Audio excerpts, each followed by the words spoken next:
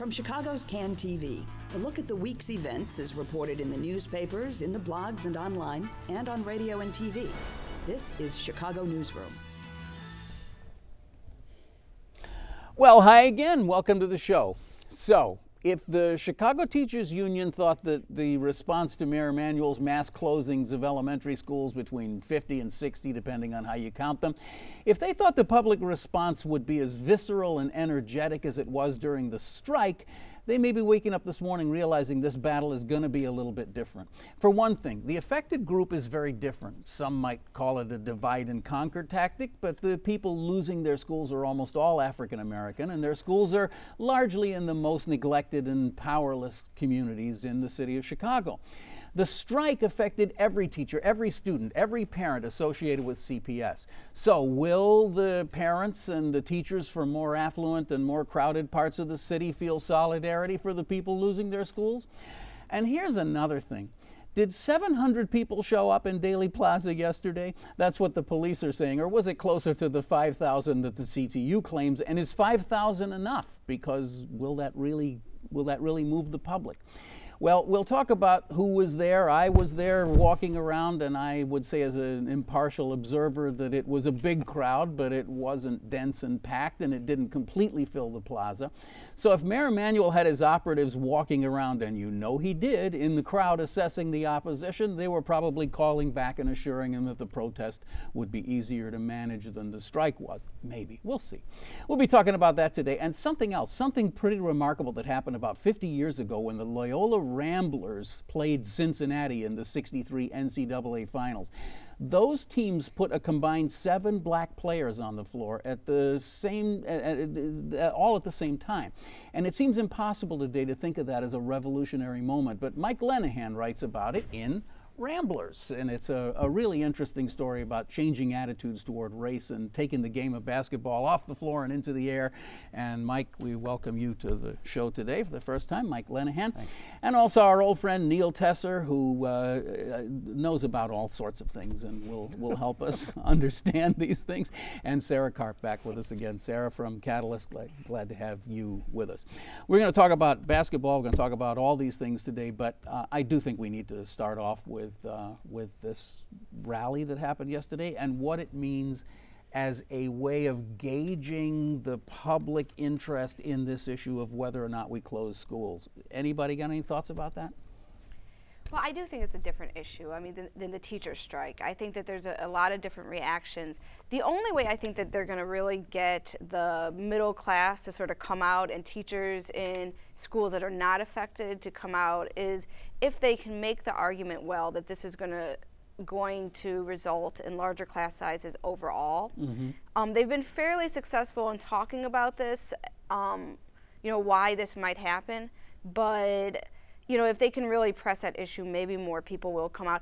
I do think it's a different issue, and they did it in a very ingenious way, the way that they kind of structured mm-hmm. this, the way the schools are closing. So it's like one school is closing, right? Mm-hmm.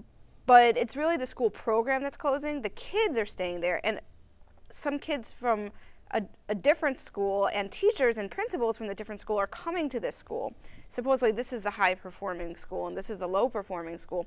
So who's the one that should be really mad? Mm-hmm. Should it be the people whose teachers are going, or should it be the people who are losing their buildings? Mm-hmm. And this is happening in about 14 of the 54 cases.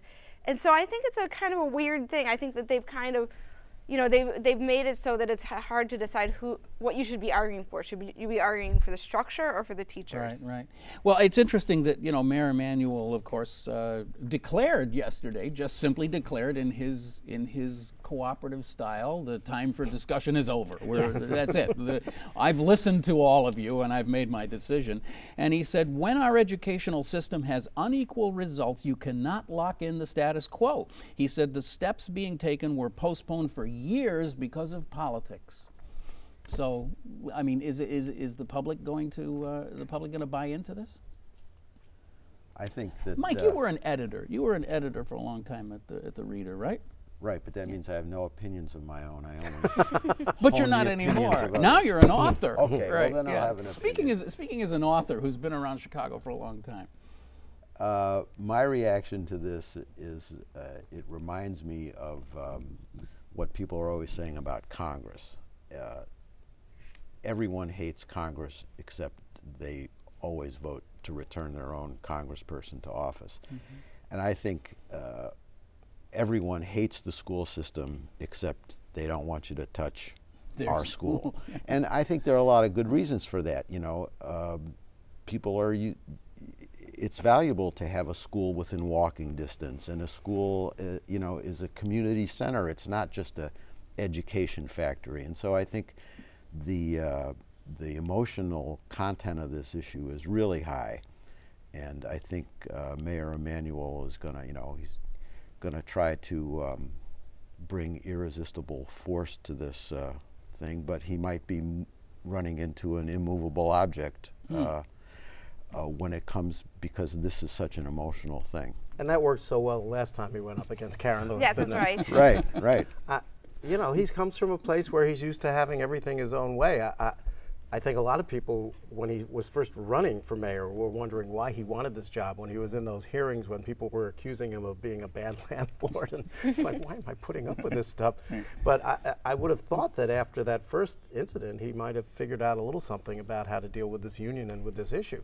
And well, he did. I'll say they tried mightily. Like the PR on this is really phenomenal. I mean, as a reporter who covers this, I'm getting calls from their PR people daily. You know, this is our statements coming out. You know, even the littlest things that don't even really warrant a statement from them. And you know, they tried to do this thing where we started with 330 schools, and then we narrowed it to 129 At schools. First we were going to close all of them. Look, we have the capacity to do 80 schools, but we're only going to do 50 schools. Everybody should be in celebration mode right now. Why aren't the people rising up in why aren't they? righteous celebration? Okay, but here's a question that I have as someone who does not have children. And so I've never been actively involved in the schools issue, except in the general sense of the schools need to be good so that the city is strong and the rest of it. Is there any strong argument to be made that closing these schools, or some schools, and combining resources is going to lead to a better education for students in what is generally considered one of the very worst public school systems in the entire country? Well, even if there isn't, I'm sorry. Go. Even if there isn't, I think the Rahm's side would say, well, we got to try something. Can you make an argument for the status quo? I don't think you can. No. So, but everything that someone tries to do is going to gore someone's ox, and so maybe what we need is a dictator, and if that's what we need, we're in good shape. We did it. We elected one. One thing I was going to say is that, you know, Rahm Emanuel is the best organizer of people. You know, he's the one that can get, by his statement, like, this is not negotiable anymore. I mean, this is what's going to, you know, get people out in the streets. I mean, he does a good job for the union. I held all these meetings. I had people go to these meetings. I'm pretty sure I had people there. Right. They listened to what you said, and okay, we're doing what we're doing. So that's it. Enough of this. But now I understand that is it the law that requires that each of these schools has to have 3 public hearings before they can be closed? So there could be 162 public hearings? Those are going to be fun. Well, that's, in a way, I kind of think, you know, they had 28 public hearings in February, and now they're going to go and have 150 some public hearings.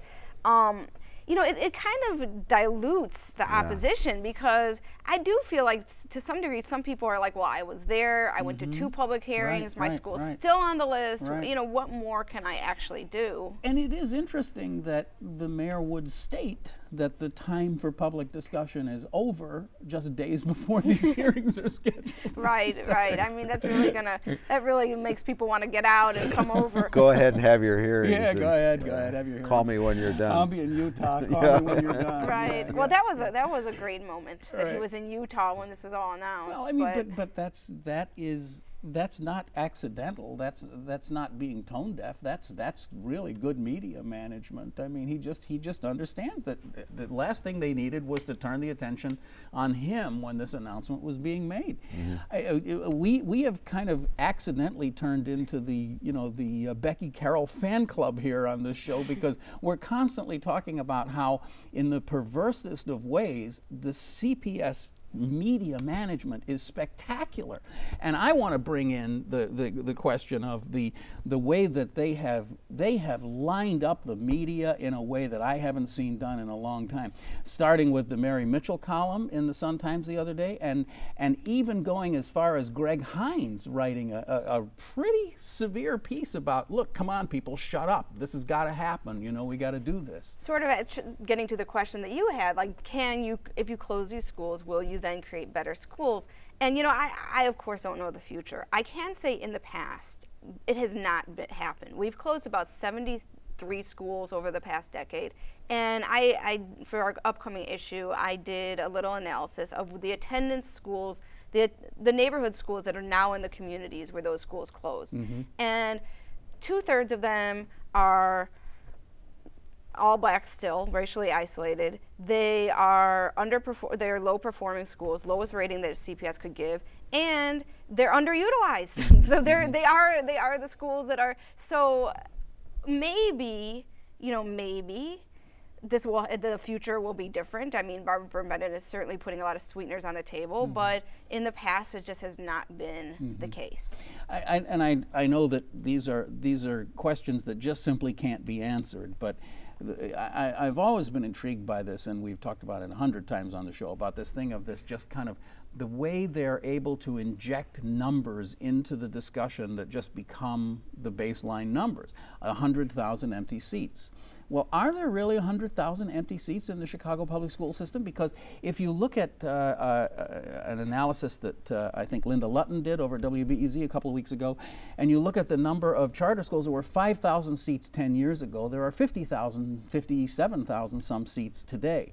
So 50,000 seats in the last 10 years have been added to the system that aren't traditional public schools. So you got to take that out of the 100,000 right there. So you derate it there. Well, why do you have to take that out of the 100,000 though? Because I don't think they're including that when they say the number is 100,000 empty seats. They're talking about in the traditional schools, because there aren't empty seats in right, one presumes in the charter. They're only talking about closing. If you divide the world into charter schools and traditional schools, it doesn't matter that you've taken 50,000 out of here and put them out of here. You still have these 50,000. That's right, and that's the point. That if you look over the last 10 years, the actual, back me up on this if I'm wrong, but the actual enrollment decline at CPS of all schools is only about 20,000. Yeah, maybe a little bit more, but it's not really that, it's not that huge, because a lot of people are choosing private schools, you know, so that's another factor. And also just the number, there has been a huge decline in the number of school-age children in Chicago. I mean, for sure, but we never had all the school-age children going to Chicago public schools. Of course, yeah. So therefore, it's, you know, it's not exactly the same numbers.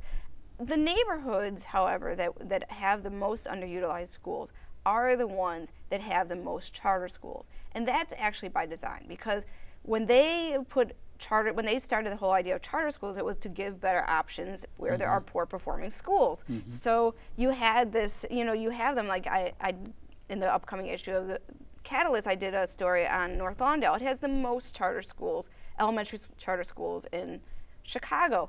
And most of their schools are underutilized, like 9 of 14. Well, of course, you gave people other options, and you know what? Some of them are better. Some of them are better, and because they have a lot of Learn Charter Schools got a huge amount of money from Oprah a few years back. Their class sizes are small, so you know they benefit from that. So there has been a draw. I mean, you know, I guess the whole idea is that did those charter schools make the neighborhood schools more competitive? Because that's sort of the idea. You know, you bring in the competition. And it's not happened, actually. They've just become less competitive because they have, you know, now they're dealing with the kids that can't get themselves to the charter schools. So you have a situation where the sort of quasi-private sector is now running large chunks of the school system in the city of Chicago, which some people might argue is a good thing. Others would certainly not. But it's an interesting issue. And in the end, what this discussion really is about, as Neil said, is are we going to make the access to better education easier for parents and students of Chicago Public Schools. And by the way, with charter schools, you know, the Consortium on Chicago School Research did a retrospective of, you know, all the reforms over the last 20 years, including closing schools and opening schools and all, and they found that our education system is no better despite the opening of a ton of charter schools, despite the closing of a ton of schools, despite all the X, Y, and Z we've tried to do. I mean, the whole idea is that the structure of a school doesn't change. The school, it's the resources, it's, you know, the quality of, you know, the teachers that you're able to put there. Those are the things that normally change schools. Doesn't this kind of all feed, well, I think it all feeds into something that I've been thinking more and more in recent years, which is the opposite of too big to fail. It's too big to succeed. I mean, in any huge city, New York, Los Angeles, Chicago, all of the public school systems are problematic unless you get to the magnet schools or the high school for the arts in one of those cities.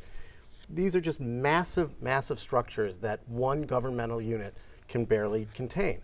I mean, I grew up on Long Island. I always thought that New York should have been split into 5 cities, each of the boroughs, because because running New York as the mayor of New York is too big a job. It's second only to the presidency and doesn't have the resources. And I would argue that in almost every huge city, well, I mean, there's a reason that cities like Evanston, you know, and Rockford and smaller communities outside of Los Angeles and New York and on Long Island have much better schools. You're not trying to run something in which you're feeding hundreds of thousands of people with drastically different needs and backgrounds and get it all run under one roof. I don't think it can be done. No. Well, my work here is finished. Okay, Neil, thanks for joining us today. Well, you know, it makes me think, you know, at the same time that they're doing this, they're moving towards student-based budgeting, which basically makes each school kind of an island. It almost makes each school like a charter school, and then they are then responsible kind of for their own destiny, to buy services, to buy teachers, to buy, you know, figure out how to. So, you know, we are moving towards this idea of, you know, every school for his or herself. And I hear that they're also going to restructure the mid-level administration, what we call now the network offices, so that they're much smaller. So that's going to make it much fewer network offices. So, you know, you are getting to this idea that the schools are going to be broken into smaller administrative units. Yeah. You know, as Neil has once again elegantly pointed out, we really can't solve this, so maybe we should move on to something else. I'm really good at that. Yes. Give up. No, actually, we really do want to talk about Ramblers, and that's why we have Mike Lenehan here today. But can I just indulge myself for a minute? I got two people here who used to work for the Reader, and I've got somebody else who works online, and we had a big deal happen the other day with the essentially the folding of Time Out Chicago, which was doing really well. I thought it was anyway. And you know, it's just one of these weird things where it got sold, and it's a long thing. But what's your take? What's your guys' take on the loss of Time Out Chicago? Does it matter? Is it a big deal? You mean as a print publication? Yeah, yeah.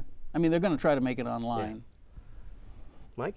I think it's there's a part of the market that is going to stop being served, and I'm surprised that evidently that part was so small that they felt like they couldn't go on. In my experience, and at the Reader, we were timeout watchers for years and years and years. From long before they even came. They came to Chicago, and it always seemed to me that their big strength was their newsstand presence. So I'm surprised. I sort of take it as a capitulation, not much different from the recent folding of the Boston Phoenix, because my analysis is their strength was on paper. The web was not their thing. They didn't pursue it very aggressively. Now I can only conclude that they're not long for this world. And if Mike's analysis is correct, then that's completely their own fault, because anybody who's actually thinking that your primary focus should be on print Right, today. to have gone into a city like Chicago and put their money and their effort into print. But they did, I gotta say, they did a beautiful job with that. It was a very solid magazine. Which is why I'm surprised also. But to not have had, an auxiliary strategy for digital, or even thinking that you're going to move entirely to it at some point, it has to be insane. It's a little bit crazy. In the long run, I think that they're not dumb to do this, because there is no future on paper. Right. Their only future would be online. But I didn't think that was their mindset. I thought they were going to be the niche. I was walking into the building this morning with my Chicago Tribune, and one of the smart-ass young people who works here at CAN TV said, "What's that?" looking at this. It's okay, I recently moved and setting up my home office, and was looking for a new CD changer. We got to move on. We got to move on. I can't find people who sell them. Mike, a really interesting book. I mean, I have you. to tell you, as somebody whose background and heritage does not include sports, I thought this was an interesting way of telling a piece of social history of the United States through the eyes of basketball. And I just tell us the story about the Loyola Ramblers in brief, and then we'll move on from there. Well, Chicago sports fans of our vintage anyway probably remember that Loyola is the only Illinois team to ever win an NCAA championship. They won it 50 years ago in a dramatic, very memorable, come from way behind overtime game against the two-time defending champions. And it was one of those memorable Chicago sports moments. But to me, what makes it interesting is that Loyola was in the forefront of the racial change that basketball was undergoing at the time, and so was the team they played in the final, Cincinnati. What was striking to me about this story is that when people tuned into this game, as you mentioned earlier, they saw most of the guys on the floor were black, 7 out of 10, and that was a most uncommon sight. It had never happened before in the tournament. Wow. And so that probably never happened ever. That both teams had a majority of black players on the court at one time. Amazing. Yeah.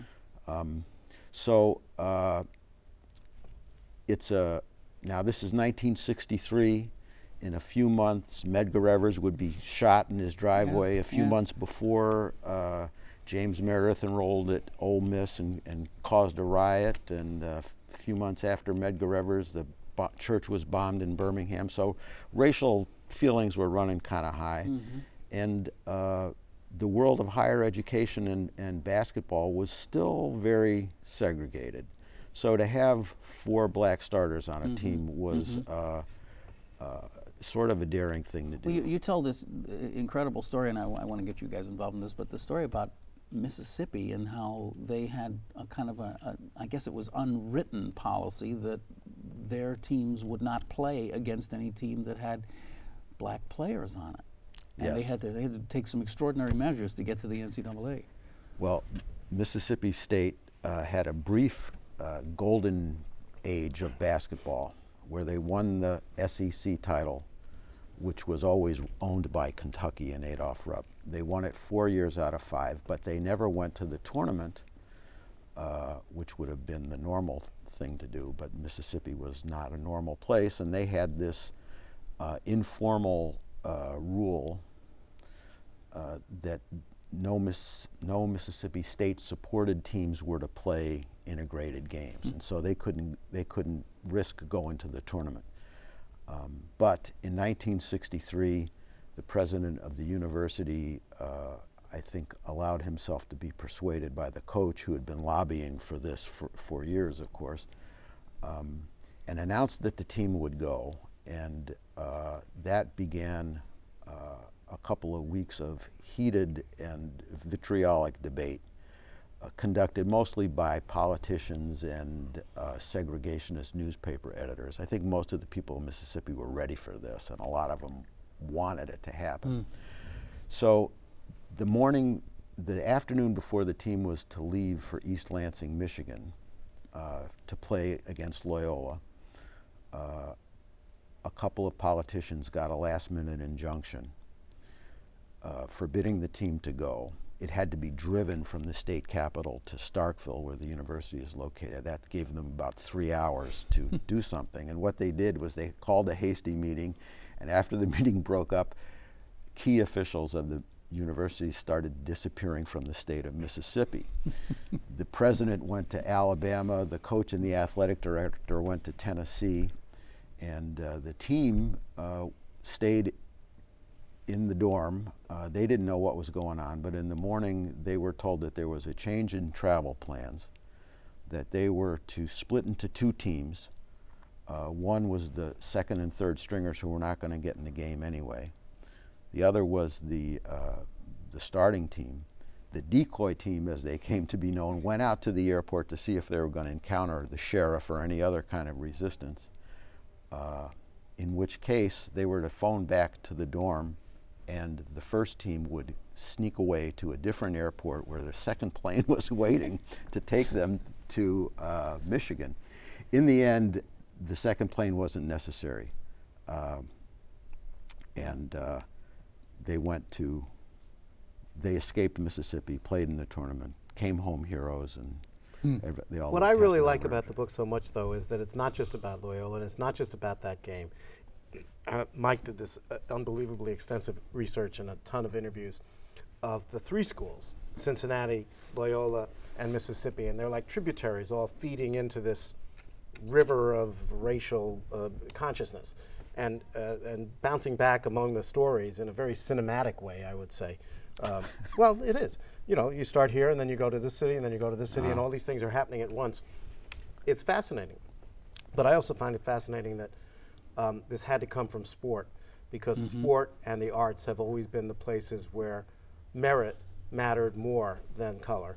And they've always been the places where the leading edge of integration. Jackie Robinson with baseball, this book, as it explains, with college basketball, which was usually more popular than the professional game at that time.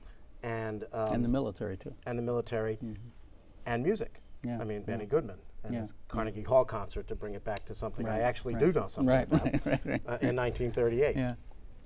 And it's just so cute to look at this picture of them with their gym shoes and their little tiny shorts. It's like it was a different game in a different era. Explain this thing about, we've got like less than a minute, but explain this thing about air versus ground floor game.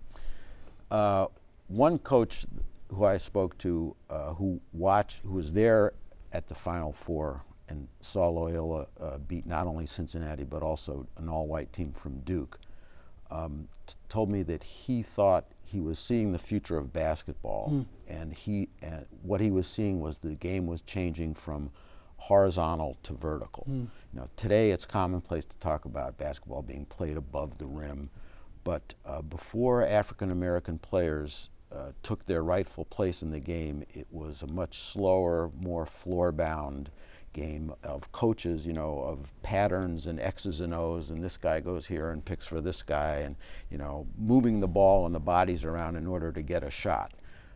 When black players came in and brought their athletic skills and their playground sensibility to the game, that's when things began to change. And I would argue that's when basketball started to become this multi-gazillion dollar conglomerate. Absolutely. Yeah. Well, it's just a really wonderful book, and take a look at it if you get a chance. It's called Ramblers, and Mike Lenehan is the author. I want to thank you very much for being here today. My pleasure. Neil Tesser, just a kind of a friend of the show. Glad to have you here. And Mr. Man About Town. I was on once 2 years ago, and they liked me so much they've had me back. That's right, we've had you back. And of course, Sarah Karp from Catalyst. Glad to have you here again today. An interesting sort of show. We were all over the place today, weren't we? You have been watching Chicago Newsroom. It's a community service of CAN TV, and you can watch the show right here on cable, but you can also go to this address, the one you see right here, any old time, night or day, and watch the show anytime you'd like, and you can also get us on the iTunes podcast. So this is Ken Davis, and I'm thanking you for watching Chicago Newsroom. We'll see you again next week right back here. Take it easy.